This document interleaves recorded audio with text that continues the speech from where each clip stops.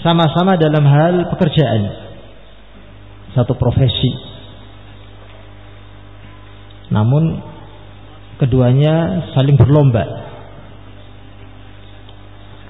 untuk kemudian menjadikan yang satunya menjadi lebih utama dibandingkan yang kedua, berlomba untuk kemudian menjadikan yang pertama lebih memiliki keutamaan yang banyak dibandingkan yang kedua. Ini seringnya dalam keadaan kedua orang yang seperti ini dijumpai yang namanya al-hasad. Sehingga apakah berlomba-lombanya kedua orang tersebut dalam perkara keutamaan fadail atau fi ri'asah ad-diniyah, dalam hal kepemimpinan agama, dalam perkara agama, awid dunyawiyah, ataukah dalam perkara duniawi, ataukah dalam perkara dunia. Sehingga sifat ini ma'asyiral ikhwah wal akhwat rahimani wa rahmakumullah dijumpai tidak hanya dalam urusan bisnis, tidak hanya dalam urusan atau perkara duniawi seperti yang disebutkan oleh Imam Syaukani rahimahullahu taala, namun dalam perkara ad-din, dalam perkara al-fadail, mengejar keutamaan dalam satu ibadah atau satu amalan tertentu yang mulia, ini ternyata dijumpai padanya sifat al-hasad antara kedua orang tersebut. Sehingga wajib bagi seorang muslim untuk berhati-hati darinya dan senantiasa mengoreksi hatinya kalau misal pada hatinya tersebut ada unsur atau dia merasa ada sesuatu dari sifat hasad yang muncul, bencinya seseorang kepada yang lainnya dilatari belakangi karena sifat hasad. Seorang akhwat memusuhi seorang ummahat yang lainnya disebabkan karena sifat hasad pada dirinya. Tentulah keadaan seorang hamba mengetahui penyakit yang seperti ini pada jiwanya masing-masing. Ini berhati-hati. Dia sesegera mungkin mensucikannya, membersihkannya, dan sesegera mungkin untuk kemudian beristighfar kepada Allah Subhanahu wa taala, karena itu adalah dosa. Fa innahu idza nafakha syaitanu fi anfihima wa taraqqat al-munafasatu balaghat ila haddin yahmilu kullu wahidin minhuma ala an yarudda ma jaa bihi al-akhar idza tamakkana min dzalik. Karena apabila syaitan itu membisikkan sesuatu pada masing-masing dari keduanya, dan perlombaan tidak mau kalah antara kedua orang tersebut memuncak sehingga sampai batas masing-masing dari mereka menolak untuk kemudian apa yang disampaikan oleh yang lainnya, kalau semisal dia mampu untuk menolaknya. Wa in kana sahihan jariyan ala manhajis shawab, walaupun yang menasehatinya, walaupun yang dibawa oleh orang yang kedua tadi atau yang pertama tadi adalah sesuatu yang benar, yang sahih, yang sesuai dengan manhaj kebenaran, karena sudah terlanjur ada keirian di dalam dirinya. Mungkin sama-sama berkeinginan untuk kemudian menjabat sebagai satu pemimpin dalam satu urusan. Apakah urusan yang kita maksud di sini adalah urusan dalam perkara duniawi atau urusan dalam perkara agama? Menjabat sebagai koordinator bagian taklim, atau menjabat sebagai koordinator dalam bagian daurah, ataukah yang semisalnya dalam urusan duniawi ataukah dalam urusan diniyah. Terdapat dua orang yang saling berlomba-lomba untuk kemudian mendapatkannya, untuk menginginkan agar supaya dia yang dipilih. Ini hati-hati. Apabila syaitan membisikkan sesuatu pada salah satu dari keduanya ataukah keduanya, akan terjatuh ke dalam sifat hasad tersebut. Sehingga bisa jadi akhirnya tatkala ternyata orang yang dihasadinya yang terpilih, maka dia akan pergi darinya. Bahkan tidak mau untuk kemudian menghadiri acara-acara yang dibuatnya. Akan berpaling dan menyimpang. Wal'iyazubillah. Walaupun saudara yang dihasadinya tersebut adalah seorang yang benar, yang membawa kebenaran, ya mungkin pada suatu ketika dia yang menasihatinya, namun karena sifat tersebut sudah menyongkol di dalam jiwanya, sementara tidak ada pada dirinya keinginan untuk membersihkannya, ini sangat sulit untuk terlepas dari jeratan yang seperti ini.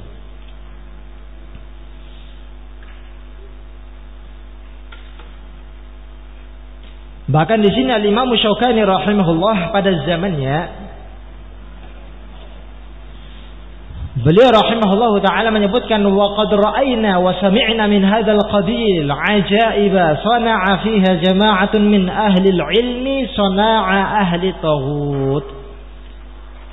Dan sungguh kami telah menyaksikan secara langsung, sehingga Syekh rahimahullah taala yang melihatnya pada zamannya secara langsung. Wa sami'na, dan kita telah mendengarkan, berarti ada seorang yang menyampaikan berita ini kepada Syekh, sehingga belum melihatnya secara langsung dan mendengarnya secara langsung. Dalam perkara yang seperti ini, dalam bab hasad, saling mendengki, apakah dalam perkara duniawi apakah dalam perkara diniyah, melihat sesuatu yang sangat-sangat membuat seseorang itu berdecak heran, ajaib, heran, bukan kagum karena itu adalah amalan yang baik, tapi keheranan yang demikian besar. Dan keheranan ini muncul karena yang melakukannya adalah sekelompok dari kalangan ahlul ilm, orang-orang yang berilmu, sama-sama sudah ngaji, sama-sama ikhwan, sudah ta'lim, sama-sama memiliki ilmu, bahkan mungkin sama-sama sudah menjadi ustaz, sudah menjadi seorang guru. Ini Syekh rahimahullah ta'ala menyebutkan, mereka melakukan seperti yang dilakukan oleh mereka ahlu taghut, orang-orang kafir, saling mendengki antara sebagian mereka dengan sebagian yang lainnya hingga terjadi perseteruan yang demikian panjang, perselisihan yang demikian besar, pertengkaran yang demikian hebat. Fa ya subhanallah. Sebabnya kembalinya adalah karena perkara hasad ini. Waruddu ma jaa bihi ba'dhum minal haqq, sehingga mereka pun menolak apa yang dibawa oleh sebagian mereka dari kebenaran. Ujung-ujungnya seperti ini. Dinasihati tidak mau, disuruh taklim juga enggan, disuruh untuk kemudian menghadiri majelis ta'lim walaupun hanya sepekan sekali saja, dia tidak mau. Karena kembalinya ada ketersinggungan. Yang ketersinggungan tersebut muncul di latar belakangnya karena rasa iri. Bukan dia yang terpilih, malahan orang yang dia benci tersebut ini semakin tinggi jabatannya. Ini bahaya. Wa qabiluhu bil jidalil batil wal mira'il qatil. Bahkan mereka mendebat kebenaran yang disampaikan kepada mereka dengan kebatilan dan mendebat dengan debatan yang demikian kasar, tidak menerima. Wal'iyazubillah. Ini sebabnya muaranya karena rasa iri hati pada dirinya. Sehingga hati-hati ma'asyiral ikhwah rahimani wa rahimakumullahu ta'ala. Tak jarang mereka para ulama mengingatkan kita para salafiyin, terkhusus para tullabul ilm, dari aghrad as-syakhsiyah, ya, permasalahan-permasalahan yang muaranya ke permasalahan pribadi. Seorang berselisih dengan saudaranya karena urusan pribadi.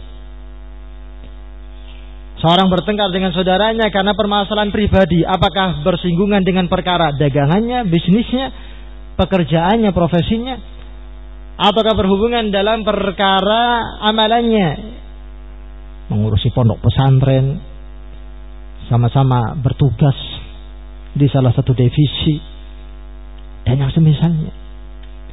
Ini hati-hati. Bila mana syaitan membisikkan pada diri seorang untuk kemudian mengiri kepada saudaranya, karena ternyata dia yang lebih dipakai, dia yang lebih didengarkan, dia yang lebih ditunjuk dibandingkan dirinya. Ini bahaya. Kalau semisal ditumbuh kembangkan, akan mengarah kepada sifat raddul haq, menolak kebenaran, wal iyaz billah.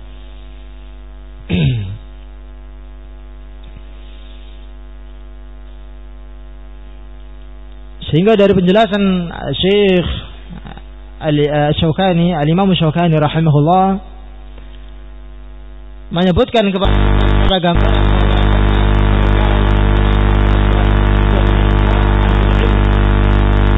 al-fadail,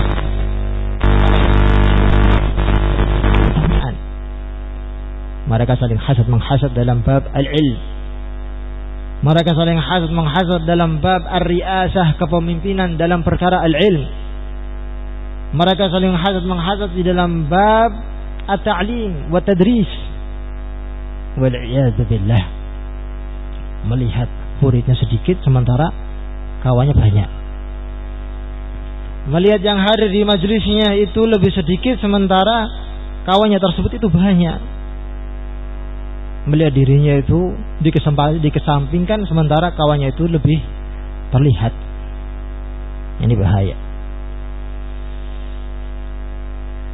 Namun yang selayaknya dilakukan oleh seorang muslim, jadilah seorang muslim yang memiliki sifat dari sifat-sifat yang dicintai oleh Allah Subhanahu wa taala Rabbul Alamin. Nabi alaihi salatu wasallam menyebutkan beberapa sifat dari sifat-sifat yang dicintai oleh Allah Subhanahu wa taala.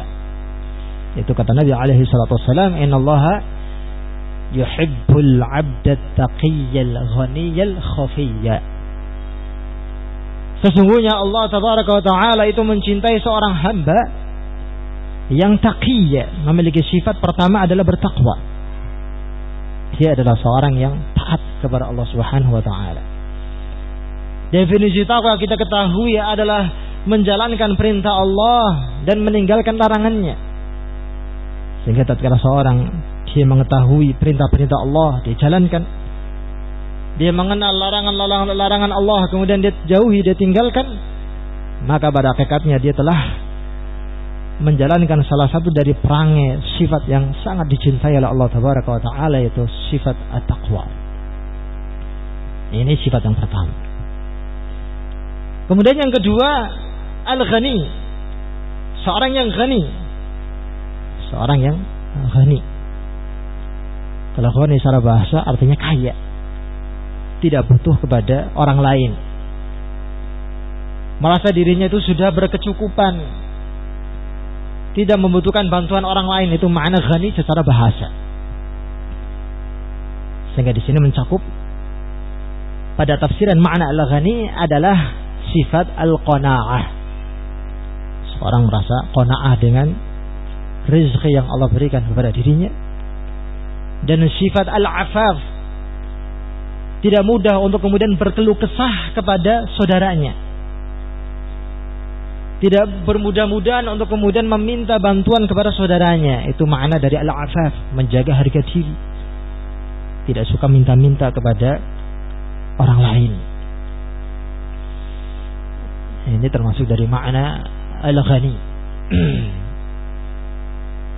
Kata Nabi alaihi salatu wasallam, "Man takaffala li alla yas'ala ahadan atakaffal lahu bil jannah." Atau kama qala Nabi alaihi salatu wasallam, siapa yang berjanji kepada saya untuk tidak pernah meminta sesuatu kepada seorang pun, maka saya akan menjamin dia akan masuk ke dalam al-jannah. Sehingga diriwayatkan tatkala mereka para sahabat Nabi alaihi salatu wasallam mendengarkan apa yang disampaikan oleh Rasulullah alaihi salatu wasallam tersebut ketika ada salah seorang di antara mereka yang terjatuh sautuhu, yakni cemetinya yang biasa digunakan untuk mengarahkan kendaraannya. Mereka tidak meminta kepada saudaranya, mereka sendiri yang turun kemudian mengambilnya. Ini keadaan mereka para sahabat Nabi alaihi assalatu wassalam. Ini termasuk dari makna al-ghani. Dan sifat ini adalah sifat yang dicintai oleh Allah tabaraka wa ta'ala, sebagaimana hadis Nabi alaihi salatu wassalam. Kemudian sifat yang berikutnya adalah, dan ini sebagai syahidnya, al-khafi, seorang yang khafi. Kalau khafi itu secara bahasa artinya samar, sehingga ada istilah syirik khafi, syirik yang samar. Namun makna khafi di sini maksudnya adalah tidak menginginkan untuk kemudian dirinya itu terkenal, tidak menyukai yang namanya asyuhrah, popularitas. Kalau semisal seorang itu diangkat menjadi seorang pemimpin, maka dia akan terkenal. Nah, ini dia membencinya. Berarti ada pada dirinya sifat al-khafi. Tatkala seorang itu diangkat menjadi sesuatu, yang berada pada satu posisi yang banyak orang itu melihatnya, dia tidak menyukainya. Itu berarti pada dirinya ada sifat al-khafi. Seorang yang beramal kemudian tidak menginginkan amalannya tersebut terlihat, terdengar oleh orang lain.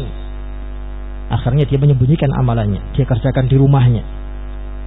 Dia mengerjakan amalan tersebut secara sembunyi-sembunyi, karena tidak menginginkan agar supaya orang lain melihatnya, mendengarnya. Dia tidak menyukai pujian. Maka berarti pada dirinya ada sifat al-khafi. Dan ini sifat yang dicintai oleh Allah tabaraka wa ta'ala. Karena itulah Nabi alaihi salatu wasallam menyebutkan di dalam salah satu hadisnya yang sahih, afdalu salatil mar'i salatuhu fi baitihi illa al-maktubah.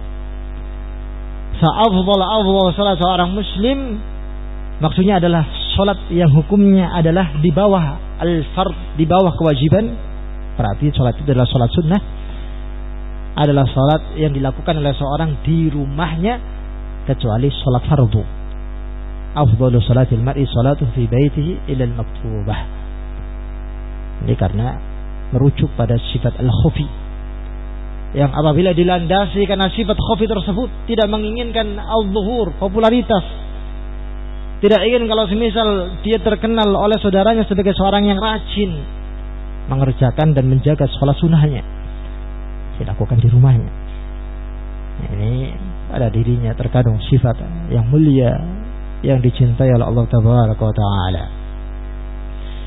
Dan sifat inilah ma'asyiral ikhwah rahimani wa rahmakumullah, di antara dari sifat atau dari sebab yang dengannya seorang muslim akan bisa terselamatkan dari sifat al-hasad al-mazmum. Kapan melihat saudaranya itu berada di depan, maka dia mengalah. Fadhal, antum saja. Karena dalam hatinya tidak suka kalau semisal dipuji, didengar, nanti terkenal. Sehingga tidak berkeinginan untuk berlomba-lomba dengan saudaranya dalam perkara-perkara tersebut. Terlebih lagi menginginkan untuk kemudian dijadikan sebagai seorang pemimpin. Dia tidak menyukainya. Ini sifat al-khafi. Kapan seorang memiliki sifat tersebut, maka dia dengan izin Allah Subhanahu wa taala akan terselamatkan dari sifat al-hasad al-madmum. Kalau semisal berhubungan dalam bab al-munafasah fi ri'asah al-fadail, berlomba-lomba dalam perkara-perkara keutamaan, ataukah dalam bab kepemimpinan. Ini ma'asyiral ikhwah rahimani wa rahimakumullah taala. Wa qala waliduna al-'allamah Muhammad bin Shalih al-Utsaimin rahimahullah, wal khulasah, dan secara kesimpulan, anal hasada khuluqun zamim. Sifat hasad ini adalah termasuk dari sifat yang tercela, tidak dibenarkan. Kepada siapa dia hasad dan dalam perkara apa seorang itu hasad, itu seluruhnya secara umum adalah sifat yang zanim, yang tercela. Nabi alaihi salatu wasallam menyebutkan dalam hadisnya, la hasada illa fi sunatain. Tidak boleh seorang memiliki sifat hasad kecuali pada dua hal. Yang pertama kepada seorang yang diberikan oleh Allah al-ilm, wa fi riwayah al-Quran. Kemudian dia membacanya ana al-laili, di siang harinya, di malam harinya, dan di siang harinya. Wa fi lafzin, diberikan hikmah, fa huwa yaqdi biha wa yu'allimuha. Dia memutuskan satu urusan dengan hikmah yang Allah berikan tersebut kepadanya, yaitu al-ilm, dan dia pun mengajarkan hikmah tersebut kepada yang lainnya. Ini yang dibolehkan. Atau yang kedua, seorang yang diberikan oleh Allah harta, fasalatahu ala halakatihi fil haqq, kemudian dihabiskan harta yang dimilikinya dalam perkara-perkara kebenaran yang dicintai oleh Allah Subhanahu wa taala, sehingga dengan hartanya dia meraih satu keutamaan, satu pahala yang besar yang ada di sisi Allah Subhanahu wa taala. Menunjukkan bahwasanya selain dari dua hal ini, sifat hasad apabila ada pada diri seorang adalah hasad yang mazmum, yang tercela. Yang tercela. Hasadnya seorang pengurus dengan pengurus yang lain, merasa dia digaji sementara dia tidak, merasa dia sering dipanggil sementara dia tidak, merasa dia sering mengikuti musyawarah-musyawarah yang diadakan sementara dia tidak. Ini hati-hati. Atau hasad antara bainal mudarrisin, melihat bahwasanya muridnya itu banyak sementara kawannya itu tidak, melihat jam terbangnya itu banyak sementara kawannya tidak. Ini hati-hati. Dalam artian dalam urusan-urusan yang berhubungan dalam bab al-fadail saja bisa dimungkinkan ada padanya hasad, apalagi dalam perkara-perkara dunia. Yang tentu dalam perkara dunia untuk meloncatkan sifat hasad ini tentulah jauh lebih besar, jauh lebih besar dan lebih berbahaya.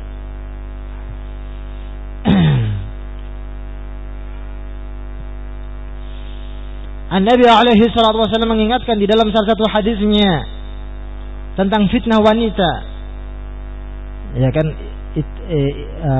fattaqud dunya wattaqun nisa. Hati-hatilah kalian dalam perkara dunia, hati-hatilah kalian dalam perkara wanita. Fa inna awwala fitnati bani Israil kana fin nisa. Karena fitnah yang pertama kali melanda Bani Israel sehingga mereka menjadi hancur, sehingga urusan mereka menjadi centang perenang, adalah disebabkan karena urusan wanita. Karena sebab itulah mereka hasad. Karena sebab itulah akhirnya mereka membunuhkan, menumpahkan darah saudaranya. Karena sebab itu akhirnya mereka melanggar kehormatan hukum-hukum Allah tabaraka wa ta'ala. Ini bahaya. Karena perkara wanita, merasa itu adalah calon tunangannya sementara dilamar oleh orang lain. Merasa bahwasanya itu adalah seorang wanita yang menjadi impiannya, yang sebentar lagi diharapkan dia bisa mengkhidbahnya, ternyata dilamar oleh orang lain. Akhirnya terjadi sifat hasad ini yang membawa ke perselisihan, bahkan membawa ke pembunuhan, wal iyadu billah.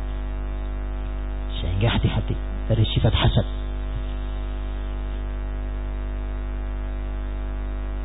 Pada pembahasan yang sebelumnya telah kita sebutkan kemaksiatan yang pertama kali Allah tabaraka wa ta'ala dimaksiati oleh makhluknya adalah dalam bab hasad, yaitu hasadnya iblis kepada Nabi Adam alaihi assalatu wassalam. Iblis mengatakan, khalaqtani min narin wa khalaqtahu min tin. Engkau ciptakan saya ya Allah dari api, sementara engkau ciptakan dia dari tin, dari tanah. Merasa bahwa dia lebih afdal. Kenapa Nabi Adam lebih dimuliakan? Bahkan Allah memerintahkan iblis untuk sujud kepada Adam alaihi assalatu wassalam.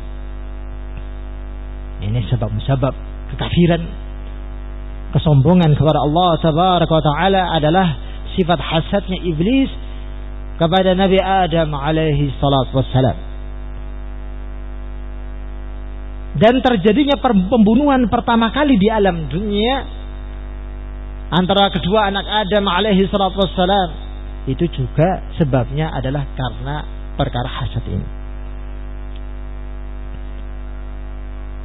Allah terima sedekah dari salah seorang di antara keduanya, walam yutaqabbal minal akhar, sementara sedekah yang diberikan oleh saudara yang lainnya tidak diterima oleh Allah tabaraka wa ta'ala.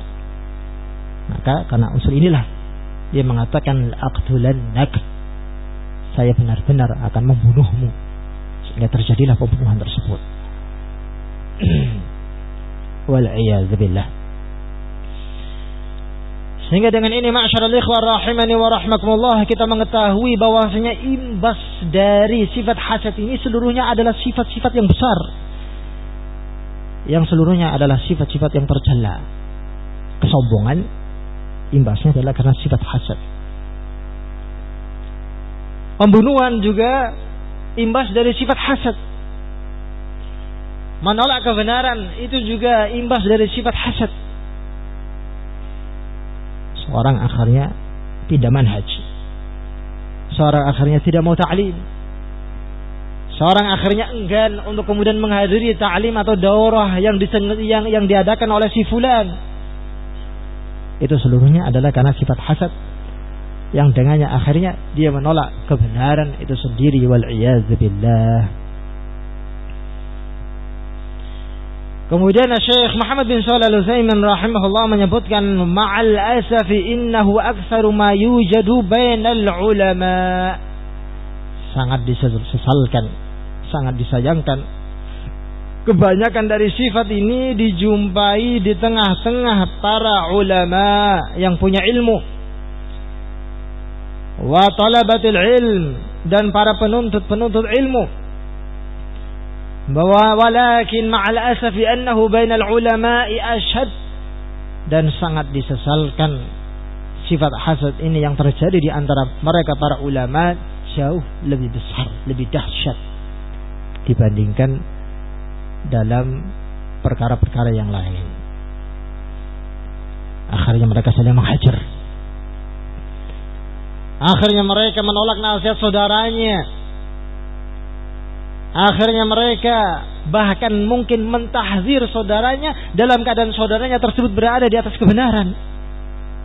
Muaranya ternyata ada dalam perkara hasad yang tadi kita sebutkan. Sehingga berimbas pada tahzirnya yang tidak ilmiah. Nasihatnya yang terkesan dipoles dengan satu nasihat, namun ternyata kosong dari al-hikmah wal-ilm walin yang diajarkan, kelemah lembutan yang diajarkan oleh Nabi alaihi salatu wassalam. Ini ma'syaral ikhwah rahimani wa rahimakumullah ta'ala.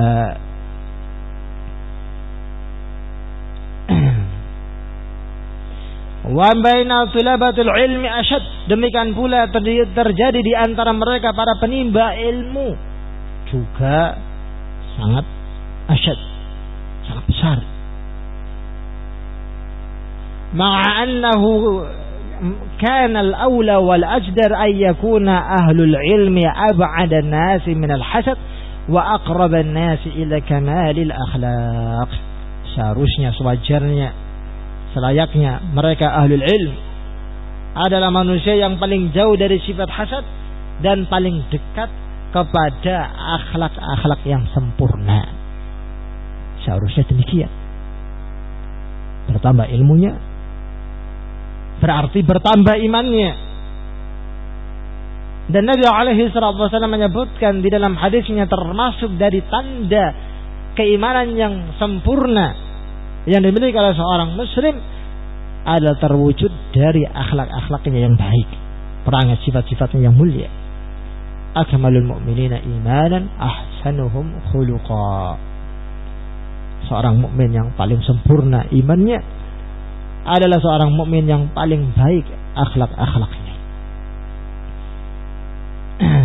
Sehingga ternyata keimanan yang sempurna tidak hanya diwujudkan dengan memperbanyak amalan ketaatan kepada Allah tabaraka wa ta'ala, apakah sifatnya sholat, puasa, sedekah, Namun lebih daripada itu, terwujud dengan perangai sifat-sifat yang mulia yang muncul pada diri seorang muslim tatkala berinteraksi dengan saudaranya.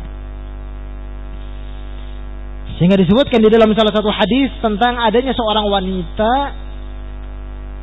yang disampaikan oleh mereka para sahabat Nabi alaihi salatu wassalam, bahwasanya wanita ini adalah seorang yang tasumun nahar, yang berpuasa di siang harinya dan mengerjakan salat pada malam harinya, serta menyedekahkan harta-hartanya di jalan Allah tabaraka wa taala. Namun sahabat ini menyebutkan walakin tu'zi jaraha bilisaniha. Namun ternyata wanita ini ya Rasul terkenal sebagai seorang wanita yang menyakiti tetangganya sendiri dengan lisannya. Menyakiti tetangganya sendiri dengan lisannya berarti menunjukkan bahwasanya akhlaknya dengan saudaranya itu demikian jelek dan buruknya. Dia menyebarkan aib tetangganya dan menyakiti hati tetangganya tersebut dengan lisannya. Maka apa kata Nabi alaihi salatu wassalam?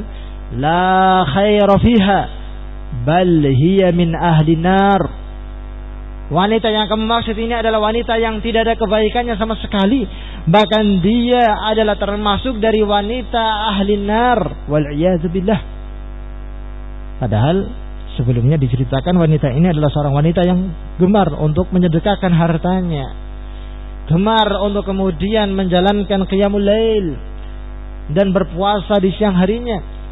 Namun Rasulullah SAW tidak menganggap amalan-amalan itu sebagai satu amalan kebaikan tatkala dia terjatuh ke dalam penyimpangan akhlak di mana digunakan lisannya untuk menyakiti tetangganya sendiri wal iyadzu billah.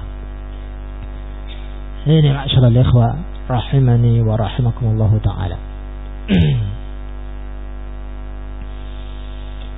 Sehingga kita menjumpai bahwasanya ahli sunnah, para ulama as-sunnah, syidahnya mereka, kerasnya mereka dilatar belakangi karena sifatur rahmah. Ya kan? Dilandasi karena sifat ar-rahmah kepada seorang yang dikerasinya. Besar harapan mereka dengan sifat keras mereka, akhirnya orang tersebut merasa tertegur. Kemudian sadar tentang kesalahannya. Kemudian bisa merubah sikapnya tersebut.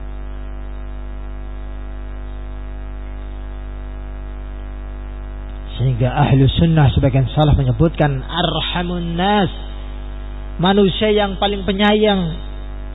Tidaklah ada dijumpai seorang yang paling penyayang dibandingkan mereka ahli sunnah, orang-orang yang mengamalkan sunnah Nabi sallallahu alaihi wasallam. Sehingga syidahnya mereka, marahnya mereka juga dilatar belakangi karena sifatur rahmah. Mereka mentahdir ahli bid'ah dari penyimpangannya. Sebetulnya pada hakikatnya mereka menyayangi ahli bid'ah tersebut. Diharapkan dengan tahdir mereka akan memperingan azabnya di sisi Allah Subhanahu wa taala. Karena Rasulullah alaihi wasallam menyebutkan kapan seorang menebarkan penyimpangan, kesesatan kemudian diikuti oleh seseorang, maka orang yang menyebarkan tersebut akan mendapatkan dosa dari dosa orang yang mengikutinya. Kalau semisal bertambah orang yang mengikutinya, maka akan semakin bertambah pula dosanya. Man sanna fil Islam sunnatan sayyi'atan falahu wizruha wa wizru man 'amila biha la yanqusu dzalika min auzarihim syai'a. Seorang yang mengajarkan satu sunnah yang jelek kemudian diikuti oleh orang yang mengikutinya, maka dia akan mendapatkan dosa dari dosa orang yang mengikutinya, dalam keadaan tidaklah dikurangi dari kadar dosa-dosa mereka sedikit pun oleh Allah Subhanahu wa taala. Dan yang demikian terjadi sampai yaumil qiyamah. Kalau semakin banyak pengikutnya, maka semakin besar dosanya. Sehingga ahli sunnah karena sifat sayangnya kepada orang tersebut, mentahzirnya, menghajarnya, memperingatkan umat dari bahaya dan penyimpangannya. Itu seluruhnya dilatar belakangi karena sifat ar-rahmah yang dimiliki oleh mereka. Berbeda sekali lagi dengan tahzirannya mereka para hizbiyin Tidaklah mereka mentahdzir ahli sunnah, melainkan disebabkan karena sifatul hasad pada diri mereka. Tidak pula sebagaimana tahdzirannya ahli dunia kepada ahli dunia yang lainnya. Tidaklah mereka mentahdzir, menjelek-jelekan saudaranya tersebut, disebabkan juga karena rasa hasad pada dirinya. Tahsabuhum jami'an wa qulubuhum syatta. Dzalika bi annahum qaumun la ya'qilun.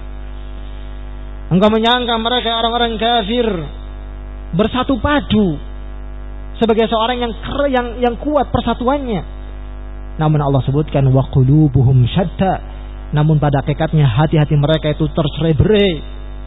Satu orang ternyata mendengki kepada orang yang lain. Seorang tetangga ternyata mendengki kepada tetangganya. Seorang rekan bisnis ternyata dengki kepada rekannya. Seorang pegawai ternyata dengki kepada atasannya. Sama-sama pegawai ternyata saling mendengki dengan sesama pegawai yang lainnya. Ini Allah Tabaraka wa Ta'ala sebutkan hal ini dalam Al-Quran. Allah beritakan dalam Al-Quran. Sebab musababnya Allah sebutkan dzalika bi annahum qaumun la yaqilun. Yang demikian disebabkan karena mereka adalah orang-orang yang tidak berakal, wal iyadzu billah. Yang tidak memposisikan akalnya untuk menerima kebenaran yang berasal dari sisi Allah Tabaraka wa Ta'ala dan Nabi-Nya Muhammad alaihi salatu wassalam. Kemudian disebutkan oleh Syekh Muhammad bin Shalih Al-Utsaimin rahimahullah, wa yujadu baina tujari ba'dhumul ba'dha, dan dijumpai pula sifat hasad ini antara para pedagang, sebagian mereka dengan sebagian yang lainnya saling bermusuhan. Tidak hanya menimpa kaum prianya, juga menimpa kaum wanitanya, wal iyadzu billah. Bedanya terkadang kalau kaum pria bisa membawa dirinya, bisa membawa perasaannya, bisa kemudian menjadi seorang yang lebih bersabar, lebih bersantun. Tapi kalau perselisihan ini terjadi di antara tengah-tengah mereka para wanita, wal iyadzu billah, malahan ma'al asafi syadid, sangat disesalkan yang prianya malah ikut-ikutan, ya kan? Yang prianya akhirnya ikut-ikutan. Asalnya terjadi perselisihan antara dua istrinya, akhirnya suaminya ikut-ikutan. Yang satu membela istrinya, yang satu menyalahkan istri yang di sana. Akhirnya terjadi perseteruan antara dua rumah tangga tersebut. Wal'iyadzu billah. Hati-hati dari sifat al-hasad. Wa kulli dhi mihnatin yahsudu min syarikihi fiha. Masing-masing pekerja akan memiliki sifat hasad kepada seseorang yang berserikat dengannya.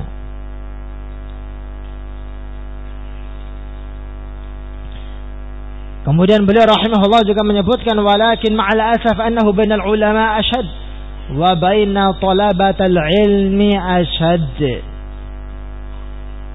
Antara para ulama, antara para tulabul ilm, yang demikian terjadi demikian dahsyat. Ini hati-hati. Para santri-santri ingat, jangan merasa iri dengan saudaranya, merasa saudaranya tersebut ranking 1 sementara dia tidak. Jangan kemudian tatkala dikasih hadiah akhirnya direbut hadiahnya, dirobek. Jangan seperti itu. Merasa mungkin lebih disayang oleh ustadznya sementara dia tidak. Ini bahaya. Merasa mungkin saudaranya banyak hafalannya, mudah menghafal sementara dia tidak. Ini bahaya.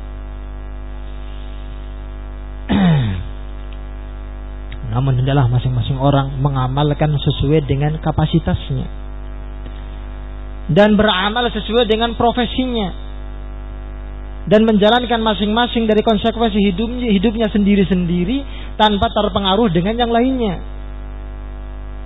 Karena masing-masing di antara kita akan diminta pertanggungjawabannya di hadapan Allah Subhanahu wa Ta'ala Rabbul Alamin. Ya qaumi i'malu ala makanatikum inni 'amil fasawfa ta'lamun. Wahai kaumku, silakan kalian beramal sesuai dengan apa yang kalian inginkan. Saya juga beramal. Dan kalian kelak akan mengetahui siapa yang benar, siapa yang salah. Ini ma'asyiral ikhwah rahimani wa rahimakumullah taala.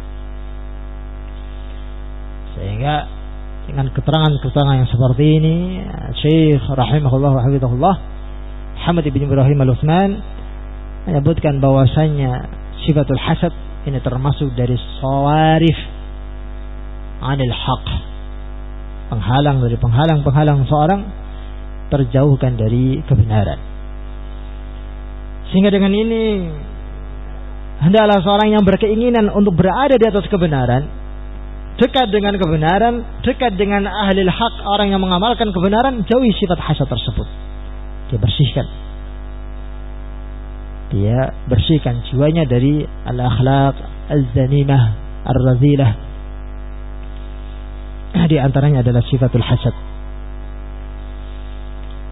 Dan banyak doa kepada Allah Subhanahu wa taala, minta untuk kemudian dilindungi dari sifat-sifat tersebut. Di antara doa yang dianjurkan untuk seorang membacanya dalam bab meminta akhlak-akhlak yang sempurna, yang baik ini adalah doa yang ma'ruf, yang kita mungkin semua sudah menghafalnya. Itu doa yang diajarkan oleh Nabi alaihi salatu wasallam tatkala seorang muslim itu melihat wajahnya di cermin. Ya kan? Tatkala seorang itu bercermin, dianjurkan untuk berdoa dengan doa Allahumma kama hasanta khalqi fa ahsin khuluqi. Ya Allah, sebagaimana Engkau saya lihat telah memperbagus wajahku, penampilanku. Seorang yang bercermin tidak mungkin dia memandang wajahnya itu jelek. Pasti memandang ini wajahnya cakep ini. Dia memuji Allah tabaraka wa taala. Kama hasanta khalqi, maka fa ahsin khuluqi, perbaikilah akhlak-akhlak saya. Doa ini walaupun dari sisi asbabul wurudnya dibaca oleh seorang tatkala bercermin, namun dari sisi kegunaannya bisa digunakan oleh seorang untuk berdoa kepada Allah tabaraka wa taala. Digunakan untuk berdoa dengan doa tersebut tatkala dia sujud, meminta agar supaya diberikan akhlak yang mulia. Atau antara azan dan iqamah dia mengadakan kedua tangannya, mengangkat kedua tangannya, meminta agar supaya Allah tabaraka wa taala memperbagus akhlaknya, boleh dengan doa tersebut. Allahumma kama hasanta khalqi fa ahsin khuluqi. Wallahu a'lamu bishawab. Ini sedikit yang bisa saya sampaikan. Wa la'afu minkum akhiru da'wana alhamdulillahi rabbil alamin wa subhanakallahumma bihamdik asyhadu an la ilaha illa anta astaghfiruka wa atubu ilaik.